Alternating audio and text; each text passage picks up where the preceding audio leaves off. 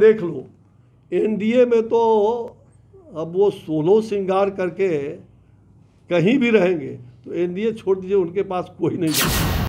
हाँ, और जहाँ तक पलटी मारने का बात है, अब पलटी नहीं, अब तो जीवन से संन्यास उनको लेना है। नमस्कार, बिहार शॉर्ट्स में आपका स्वागत है। मैं हूं आपके साथ प्रीति झा। गोपालगंज विधानसभा में 3 नवंबर को उपचुनाव होने वाले हैं। इसको लेकर केंद्र से लेकर राज्य मंत्री जितने भी हैं वो सभी अपने प्रत्याशी को जिताने के लिए चुनाव के प्रचार प्रसार में लगे हुए हैं। वहीं हम आपको बता दें कि गोपालगंज में भाजपा के प्रत्याशी कुसुम देवी के लिए प्रचार में पहुंचे खाद्य और सार्वजनिक वितरण केंद्रीय राज्य मंत्री अश्विनी चौबे ने नीतीश कुमार पर हमला बोला है। जी हाँ, वो साफ तौर से कहते हुए नजर आ रहे हैं कि अगर नीतीश कुमार 16 श्रृंगार करके भी वापस हमारे पास आएंगे तो हम उन्हें नहीं स्वीकारेंगे। क्या कुछ कहते हुए नजर आ रहे हैं अश्विनी चौबे, सुनिए। देख लो, एनडीए में तो अब वो सोलो श्रृंगार करके कहीं भी रहेंगे, तो एनडीए छोड़ दीजिए, उनके पास कोई नहीं जाएगा। हाँ, और जहाँ तक पलटी मारने का बात है, अब पलटी नहीं, अब तो जीवन से संन्यास उनको लेना है। अब उनका संन्यास का समय आ गया है। अब राजनीति में उनको कोई जो उनका दिवा स्वप्न है, वो दिवा स्वप्न ही रहेगा।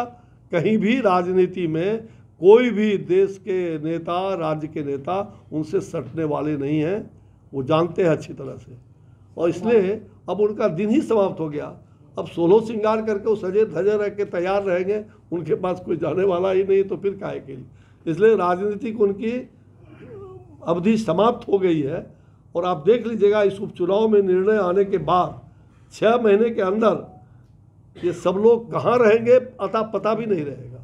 और आने वाले दिनों में इनको जैसा पलटनियाँ इन्होंने मारा है, इनको उसी रूप में राजद के लोग पलटनियाँ देंगे और दोनों में फिर अंतर होगा। और 2025 में भाजपा की, हमारे जो गठबंधन के साथ ही कुछ रहेंगे, भाजपा की सरकार बनेगी 2025 में। इसलिए 2 सीट का महत्व इतना ही है। मैं चाहूँगा कि कमल का बटन दबा करके और कुसुम देवी के जो कमल का बटन है, वो हमारे दिवंगत नेता सुभाष जी के प्रति जो हमारी असली श्रद्धांजलि यहाँ की जनता का होगा। मैं इन्हीं शब्दों के साथ मैं अपने तमाम गोपालगंज वासियों से, हर जाति वर्ग समाज, सब लोगों से यही प्रार्थना करूँगा कि ये जंगल राज जो वापसी आया है, और ये गोपालगंज के ही लोगों ने क्या, यहाँ पर लोग कितने, मेरे पास बहुत सारी चीज़ें जो कहने के लिए आज मैं नहीं है, जितने ज़मीन का धंधा से लेकर के रोजगार, क्या गोपालगंज के लोगों ने कितना बड़ा कलंक का टीका लगाया है। गोपालगंज की जनता उस कलंक की टीका को धो चुकी है। फिर से ये भूल नहीं होनी चाहिए।